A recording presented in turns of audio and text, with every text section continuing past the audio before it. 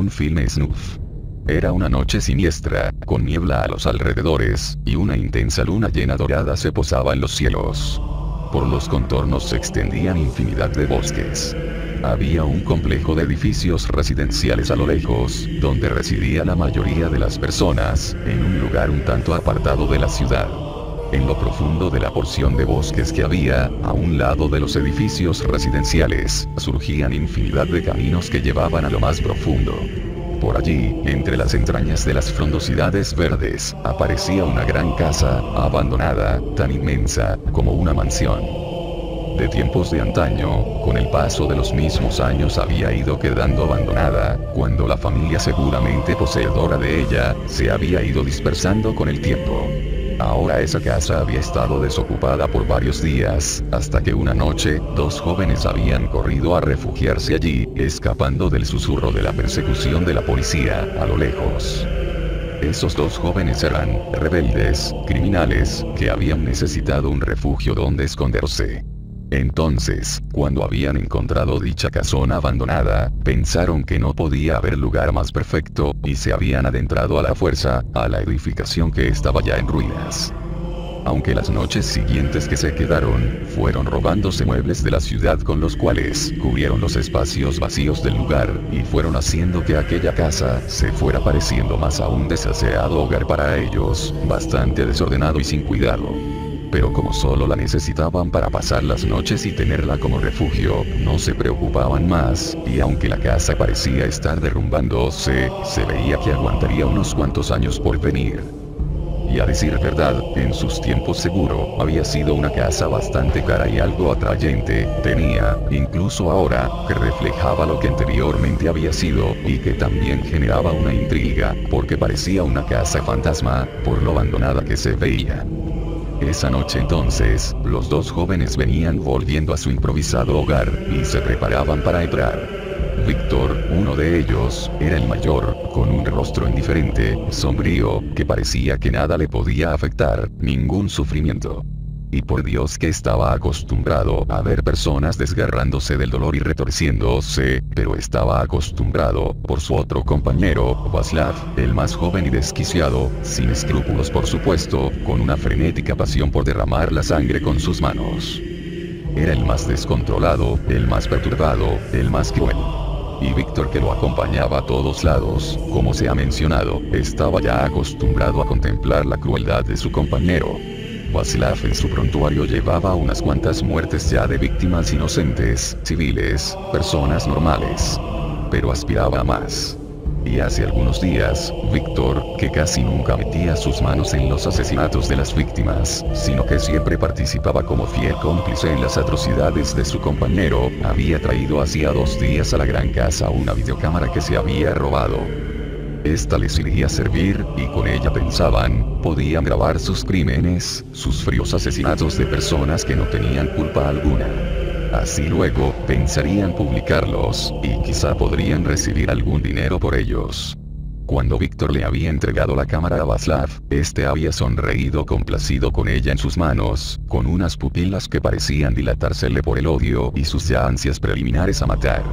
Entonces su risa macabra y apagada se comenzaba a perder por los pasillos de la gran casona. Aquella noche entonces, ambos se habían dispuesto a dormir en una habitación que habían preparado, para no pasar la noche sobre el suelo. No tenían luz eléctrica en la casona. Solo habían puesto 2 colchones sin siquiera frazadas, que les bastaban para dormirse. Pero Václav esa noche no podía cerrar los ojos, y estaba pensando en todo momento en la videocámara, y en las muertes que quería registrar en ella. Estaba intranquilo y no cesaba de dar vueltas sobre el colchón.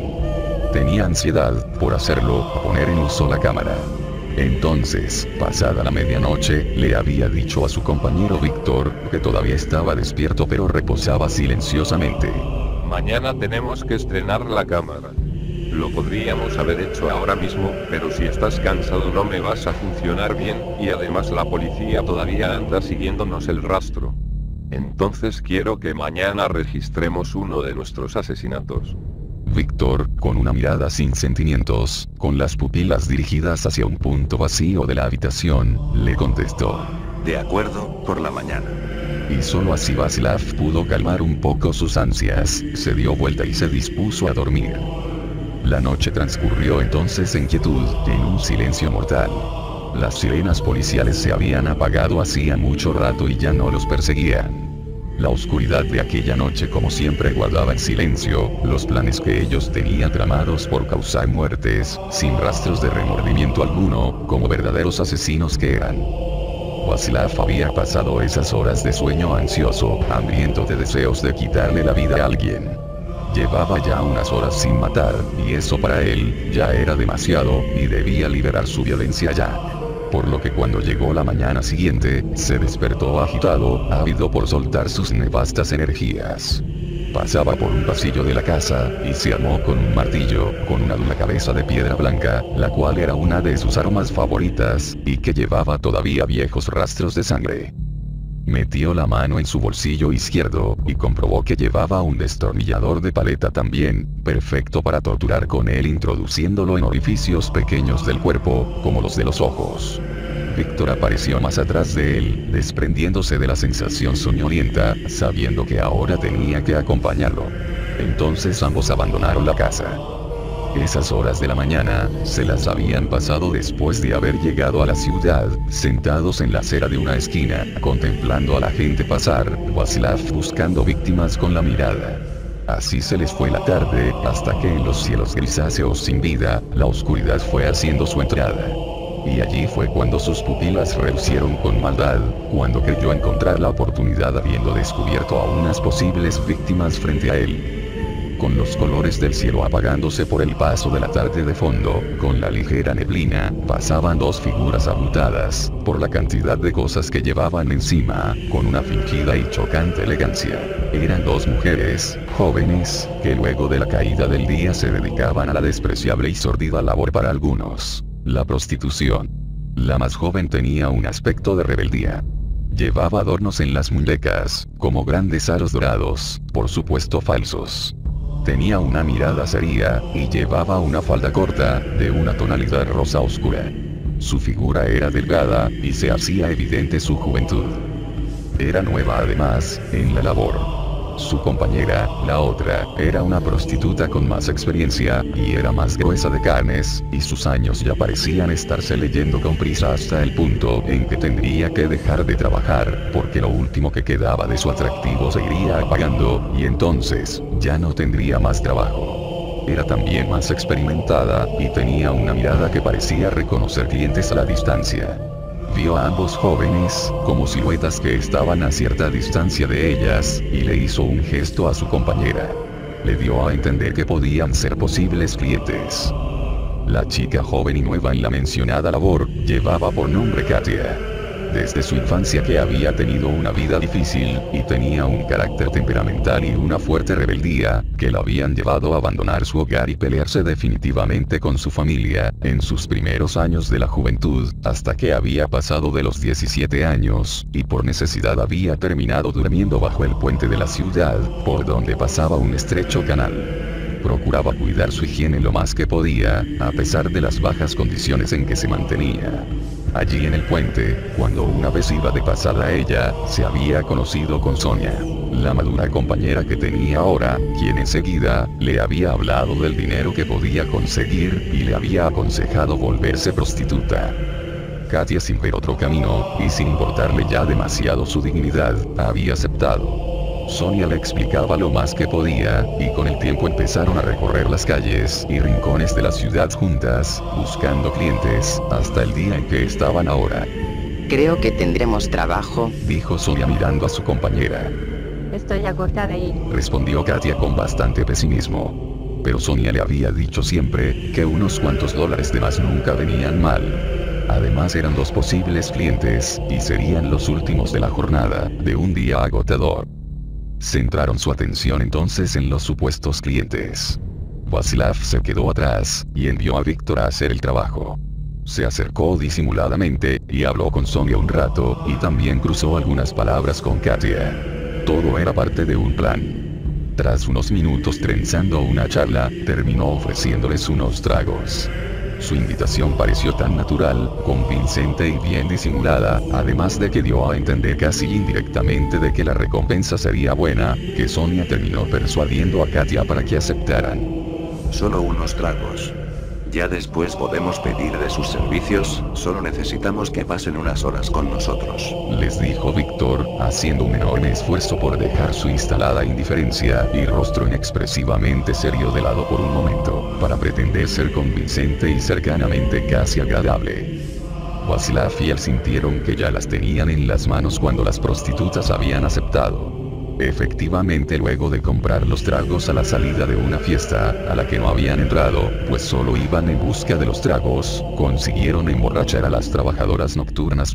Y un rato más tarde, las habían internado en las frondosidades de los túpidos bosques tenebrosos, que escondían a la casona abandonada entre sus coberturas de hojas. Cuando iban por el bosque, las prostitutas, como iban borrachas, se tambaleaban y apenas podían caminar bien. Pero así, borrachas y todo, ya habían comenzado a desconfiar. Katia de pronto se detuvo, y vomitó, y Sonia se le acercó torpemente para comprobar su estado. Katia, ¿qué te sucede? Preguntó con lentitud y extrañada. Me siento mal. Respondió Katia llevándose las manos al estómago y conteniendo el vómito. Vasilav perdió la paciencia entonces, y la cargó sobre su espalda, a la fuerza. Sonia se resistió contra Víctor, que también las amarreó violentamente. El resultado fue que las adentraron a la casa con brusquedad, y producto de que Sonia se estaba resistiendo, Víctor le dio una fuerte paliza, con arañazos, golpes con objetos afilados y heridas incluidas. Quedó en muy mal estado, y Vasilav ordenó, y ambos las dejaron en uno de los sótanos de la casa, amarradas. Ya después allí las dejaron un rato, mientras ellos dos habían ido a preparar las cosas para lo que pensaban hacer. Con cinta adhesiva en las bocas ambas, y las manos amarradas contra sus espaldas, Sonia estaba llorando. Tenía todo el rostro ensangrentado y rasguñado. Un rato más tarde, Víctor llegó a la habitación y se la llevó. Aunque ella le daba asco, igualmente como estaba un poco borracho, intentó violarla. Sonia se resistió mucho más, a pesar de haber estado mal herida. Katia observó entonces con algo de terror, por entre la abertura de la puerta, cómo las dos sombras luchaban, y una se resistía con las pocas fuerzas que le quedaban. Entonces, la sombra agresiva de Víctor, la impactó, cuando, cansado de que Sonia se estuviera resistiendo tan tenazmente, se resolvió a quitarle la vida. Y asió una lámpara muy delgada y alta por el fierro, y le reventó el cristal de la parte superior de la lámpara en la cabeza a Sonia. La cabeza le quedó rota y toda ensangrentada. Casi enseguida con el impacto murió, y su cuerpo cayó pesadamente sobre el suelo. Katia empezó a llorar entonces. Víctor se asomó a la habitación, y la miró con enorme ira, pero no le hizo nada. Vasilav le había dejado claro, que esta otra, la prostituta joven, le pertenecía a él. Katia recordó por un segundo, cuando Sonia malherida, le había dicho que se le estaban saliendo las lágrimas. Ella, Katia, le había contestado que no se había dado cuenta, y entonces se las había secado. Tras ese momento, tan solo unos minutos después, Víctor había venido a buscar a Sonia, para matarla, como había hecho ahora. Solo que Katia recordaba esto, porque le había sido como un gesto casi maternal, de parte de Sonia, por decirle preocupadamente sobre sus lágrimas. Katia nunca había sentido un gesto maternal. Desde su infancia que había huido de su hogar. Pero no podía ser nada más que solo un lazo de compañerismo, de trabajo. Aquella mujer no tenía ningún lazo más con ella, nada familiar. Sin embargo, le dolía profundamente su pérdida. Quizá porque ahora, en aquel instante, esa pérdida se sentía mucho más intensa, porque la hacía sentirse mucho más abandonada, en la oscuridad, solitaria del todo, como estuvo en los primeros tiempos de su infancia. Otra vez volvía a estar totalmente abandonada. No tenía más conocidos.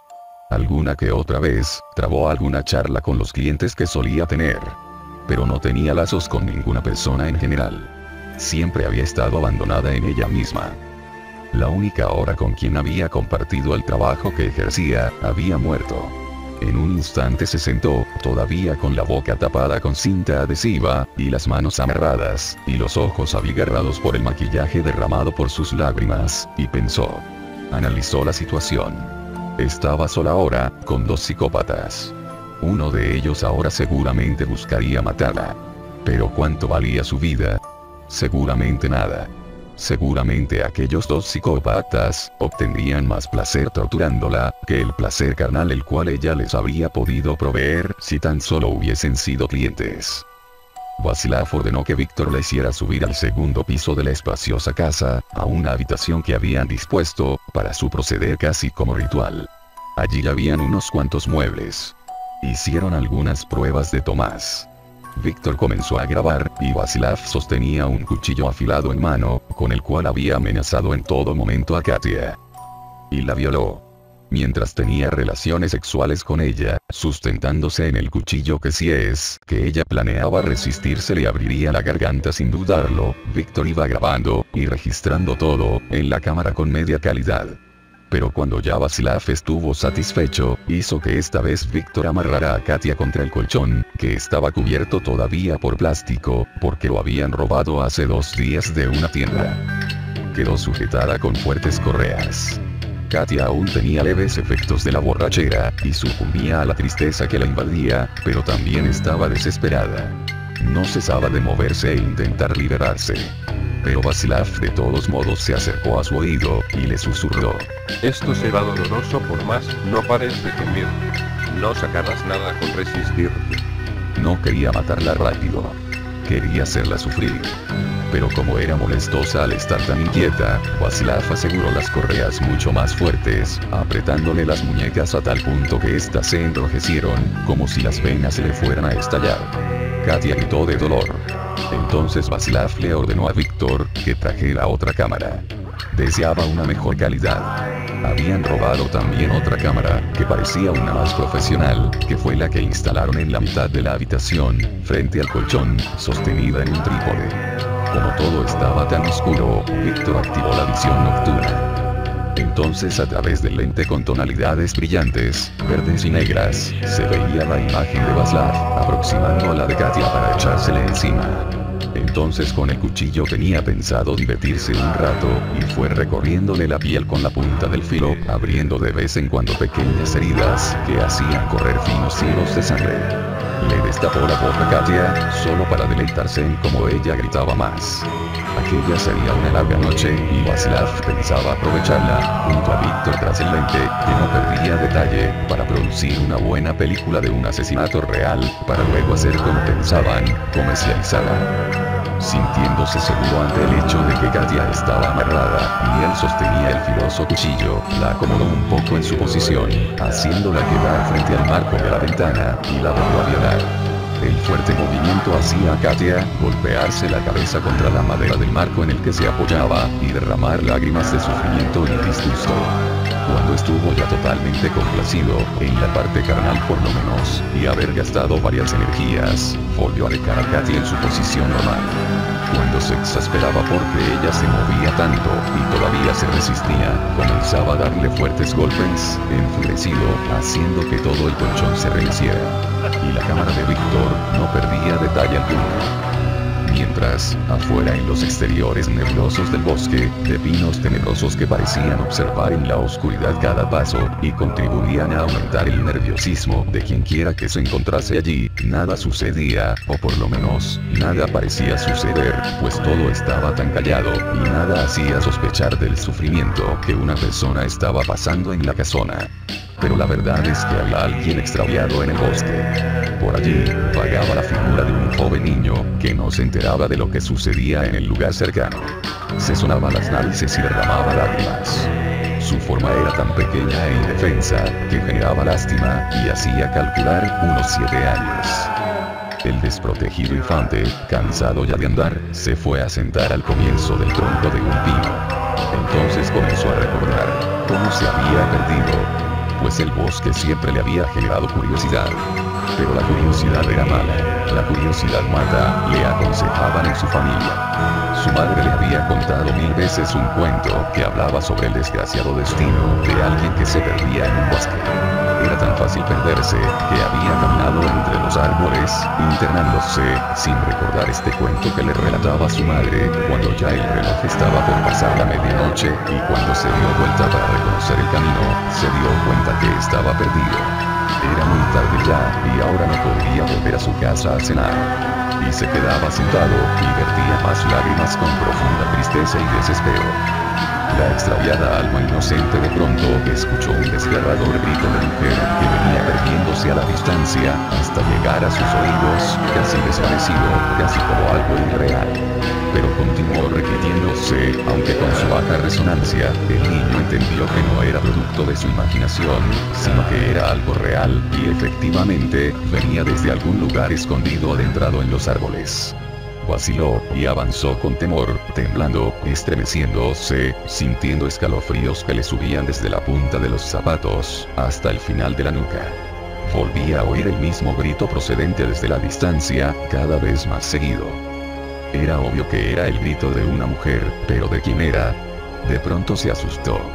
Como una señal de la nada, le llegó un efímero recuerdo de las palabras de su abuelo, que lo fascinó con cuentos tantas veces, cuando se sentaba sobre sus rodillas, en el sillón marrón que apuntaba a la chimenea, en su casa. Allí, observando el fuego arder, oyó cantidad de cuentos de su abuelo. Y en uno de ellos le dijo: si alguna vez te encuentras en el bosque, vigila tus pasos, que no te vayas a encontrar con la Llorona. Ahora el niño se llevaba una mano a la frente, y se agobiaba por creer cuán estúpido había sido, al no tener este recuerdo cuando la intriga había dominado su mente y sus pasos se condujeron solos hacia el bosque. Ahora ya estaba allí dentro. Y esos gritos, eran de la Llorona. Tuvo más temor que nunca en su vida, y se congeló, con terror a avanzar. Estoy muy asustado, murmuró lastimosamente. Pero entonces volvió a escuchar el grito, tan claro que se internó en su mente, que fue como una nueva señal de luz, luego del recuerdo de su abuelo. Ahora estaba más seguro. No supo por qué, pero el grito le causó una sensación conocida, como si fuera la voz de su propia madre, que hacía unos días se había perdido. Es mi madre, pensó entonces, y dejando de lado todos los peligros, y guiándose por un único instinto, el joven pequeño se adentró al bosque casi corriendo, siguiendo el rastro perdido de su madre guiado por su fuerte intuición. Pero aunque seguramente nunca llegaría a verlo, dentro de la casona donde estaban ahora Víctor y Vasilav torturando a la joven Katia, en los pisos inferiores, había un cadáver abandonado. Tan putrefacto y descomponiéndose, que ya se estaba pareciendo más a un esqueleto. Y este, era el cadáver de una mujer. Una de las víctimas de Vasilav. Desgraciado el día en que Vasilav la había atrapado, entonces le trajo la muerte de una forma horrible, rompiéndole el cráneo a martillazos con frenesí. Hacía solo unos días, cuando Víctor había salido, y Vasilav había estado solo en la casa, con su víctima, descargando todas aquellas energías macabras que guardaba. Hubiese sido para el horror del niño ver aquel cadáver, pero para su suerte nunca se llegó a enterar, y si es que hubiera visto el cuerpo fallecido de todos modos, por haber sido solo una composición de huesos, no lo hubiese llegado a reconocer, pero aquel montón de carne vencida y evidencia de terribles torturas, era nada menos que el cadáver de su madre. Por lo que la intuición que ahora guiaba al niño, no era más que una crueldad del destino. En el sótano de la casa entonces, permanecía el cadáver de su madre volviéndose nauseabundo, y una sustancia de fluidos y huesos poniéndose amarillos, hasta que con los años finalmente se secaría y llegaría a ser polvo.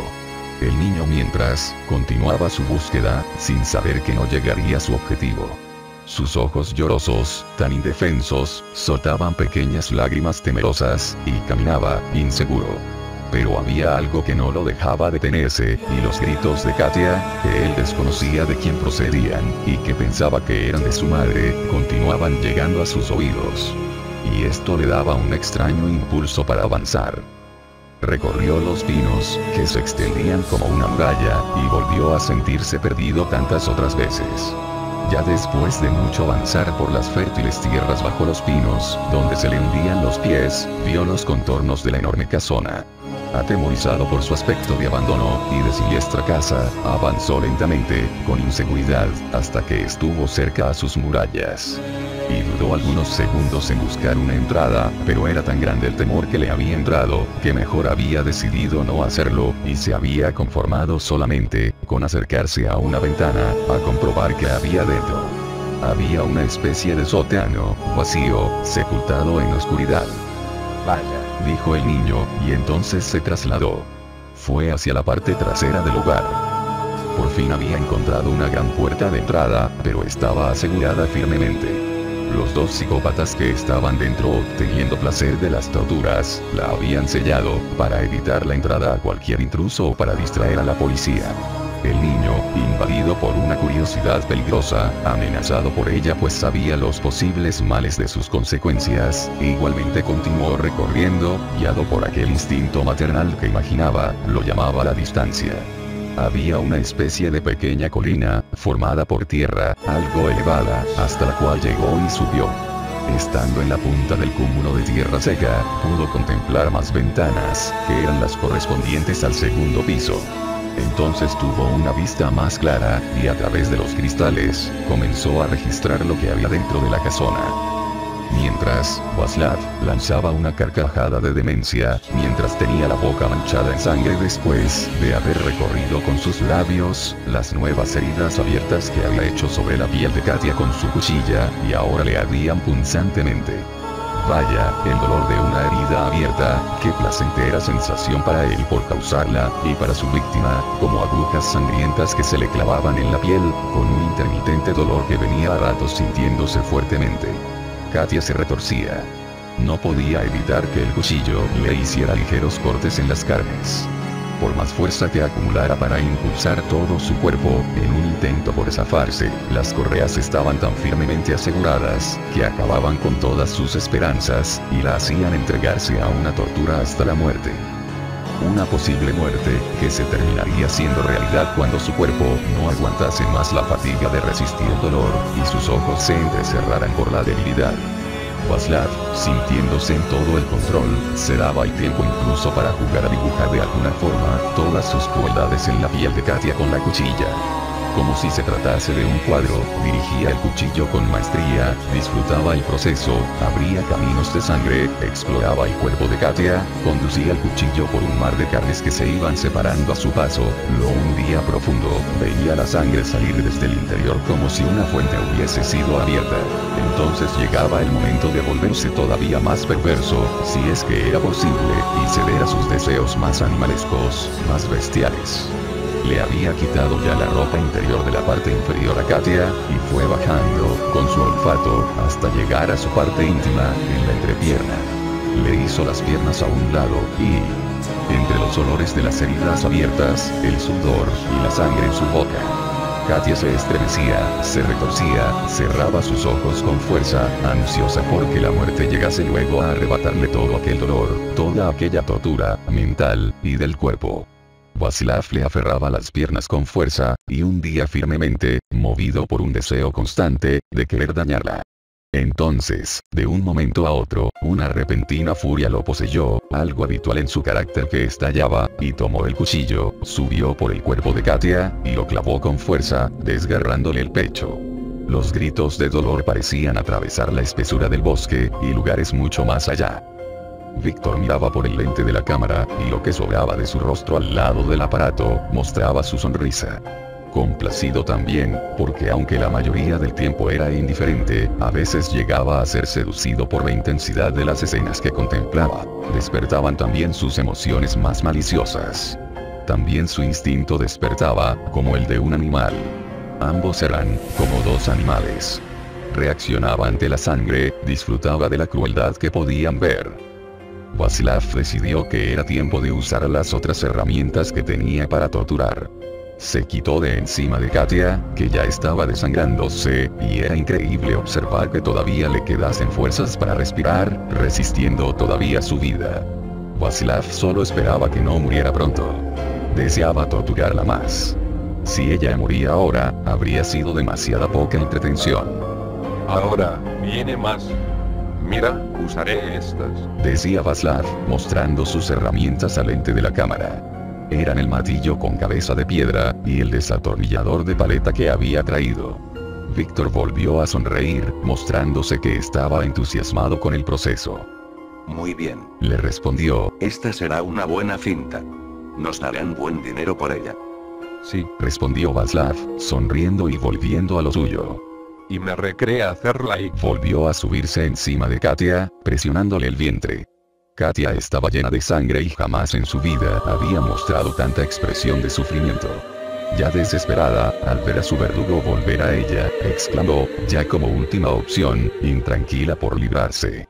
Déjame ir, hazlo, y te prometo que te daré todo el dinero que he ahorrado. Y te daré todas mis pertenencias, y... No sabía qué más decir, se mostró dudosa, porque no tenía demasiado. Pero Václav rápidamente la interrumpió, dándole una bofetada bastante cruel que le volvió a un lado el rostro. No quiero lo poco y nada de basura que tienes. Ahora vas a morir, que ese es el único propósito con el que nos puedes servir. Ese era el objetivo en tu vida, morir en nuestras manos. En las mías, ensangrentada. Tomó el desatornillador de paleta, y se preparó a hacer una atrocidad con él. Lo levantó, y estaba listo para dejarlo caer. Mientras por la ventana, se asomaba una mirada curiosa, también llena de terror. Mal momento, pésimo, desgraciado momento había elegido al niño para asomarse a observar a la ventana que daba al segundo piso, justo en la cual estaban los dos dementes, los dos psicópatas, Václav y Víctor. Sus pueriles ojos, llenos de lágrimas, habían llegado justo para observar el instante en que la rabiosa figura de Václav dejaba caer el desatornillador con todo el peso de su furia, con su brazo endiablado, cuya punta del desatornillador se clavó en el ojo de Katia, destrozándoselo por completo, haciéndolo estallar en fluidos viscosos. La esfera del ojo saltó disparada, y el acero ensangrentado del desatornillador se quedó incrustado en la cavidad abierta. La expresión y el grito de dolor de Katia fueron inmensamente desgarradores. Uno de los más desgarradores que incluso como asesinos, y aunque no se conmovían, habían llegado a escuchar. Se había incrustado directamente el acero del destornillador, manchándose y pudriéndose en sangre.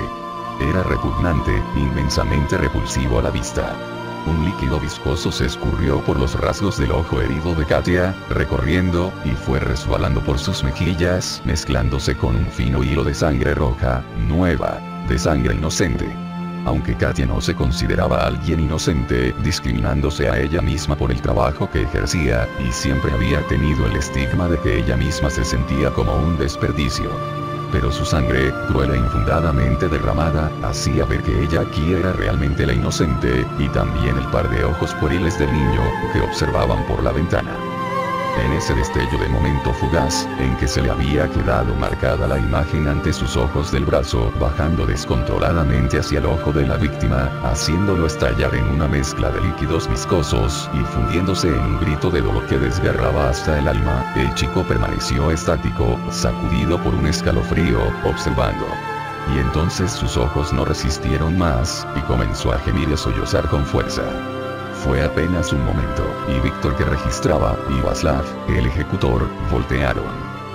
Casi distraídos, por lo enardecidos que estaban en el desenfreno de sangre desparramada que tenían en la habitación, contemplaron al chico, se extrañaron pero no le prestaron mayor atención, y volvieron a sus asuntos. Mira, solo un chiquillo. Le costará borrarse de la mente lo que ha visto, seguro no lo olvida nunca, pero solo un chiquillo, comprobaba Václav. ¿Y si trae a la policía? Preguntó desconfiado Víctor. Pero Václav, sin distraerse de la concentración en la que se encontraba ahora, ante el sufrimiento que lo dejaba inmerso en su arte, le contestó, llanamente. Pues si lo encontramos por ahí afuera lo matamos. Pero es muy difícil que salga del bosque. Pero no estaban dispuestos a dedicarle más atención al chiquillo. Era solo un niño después de todo, y tras haber visto la perturbadora e instalada imagen en su angustia mente, se había retirado de la ventana corriendo, con desesperación, turbado, sudando. Pero efectivamente era muy difícil que saliera del bosque. Se supo días después, por medio del periódico, que a través de la policía le habían revelado a la familia, que se había encontrado al niño muerto, enredado entre los brazos de una planta espinosa, con signos de herida, después de haberse desmayado, y haber muerto de causas naturales, como por sed, hambre, o haber sido atacado por un animal salvaje. Pero nunca había podido salir del bosque. Václav continuaba agitado, por la emoción que le generaba, el sentimiento de destrozar, desgarrar, abrir carnes. El cadáver de Katia estaba en un estado lamentable. A ese punto seguramente ya estaría muerta, pero ambos parecían percibir una ligera, sutil respiración todavía procedente de ella. Vasilav se cansó entonces, asqueado por su respirar, y se levantó de un salto, y cruzó la habitación con furiosos pasos que parecían irían a echar abajo el piso. Trajo un cuchillo. Como una bestia descontrolada, lo dirigió directamente a la garganta de la prostituta, y comenzó a desgarrársela, con descontrol, haciendo que con cada corte la carne se le fuera volviendo más débil, hasta que solo unas cuantas fibras de ella le estaban manteniendo la cabeza todavía unida al cuerpo. La sangre fluyó desaforadamente. Manchó todo el colchón. Cubrió los suelos. Vasilav dio un resoplido de furia, le sudaba la frente. Y su compañero seguía registrado todo el explícito momento, sin dar ninguna interrupción. Vasilav entonces a la segunda vez, trajo su martillo.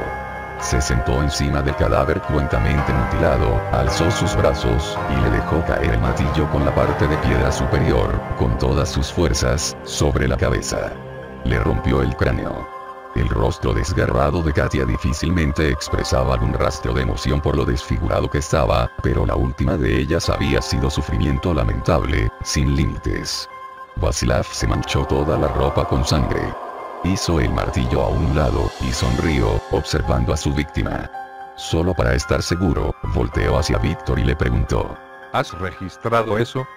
Le costaba controlar su entusiasmo. Era como un niño sorprendido y maravillado. Víctor asintió. Entonces Vasilav añadió: Ahora registra esto, hay que darle un final todavía más sangriento. Lentamente, con habilidad, con destreza, con delicadeza, tomó el cuchillo que había dejado sobre el colchón. Entonces, como alguien que practicaba con la suma lentitud y precisión un proceso que conocía bien, fue deslizando cuidadosamente la hoja por el cuello de la ya muerta Katia, rebanándoselo con una pausa llena de paciencia, hasta que abrió los labios del placer, cuando la cabeza cayó cuidadosamente por el borde de la cama, hasta producir un sonido al llegar al suelo, y quedó encima de un charco de sangre. Vasilav entonces vio el colchón, cubierto a más no poder de sangre también, y los suelos, y toda la habitación era una habitación de tortura ahora, aunque antes también lo había sido, pero ahora volvía a estar manchada. Víctor tras el lente, le hizo una seña, para hacerle saber que todo estaba en la cinta. Vasilav sonrió, se levantó del colchón, y comenzaron a retirarlas el equipo y el preciado registro. Katia había muerto. Ambos habían conseguido su propósito. Una noche en un sitio web, el video que ambos habían grabado salió publicado. Se habían hecho algún dinero, y los usuarios que habían contemplado los minutos del sacrificio real de la prostituta grabado, habían quedado altamente marcados y perturbados. Los comentarios entonces habían llegado enseguida, sobre que era uno de los videos más atroces que se había visto, sin duda. Pero el susurro del acecho de la policía volvió a sentirse con los días.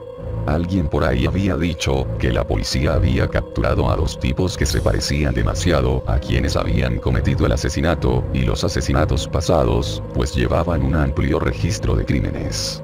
Pero aunque los tipos eran enormemente parecidos, no eran Víctor ni Vasilav. Con el tiempo los siguieron buscando, pero no se les había encontrado. El juicio que les esperaba habría de continuar sin realizarse. Mientras, los dos psicópatas andarían recorriendo las veredas con total libertad y normalidad, en pleno día, buscando nuevas desdichadas víctimas para más videos del mismo tipo por publicar.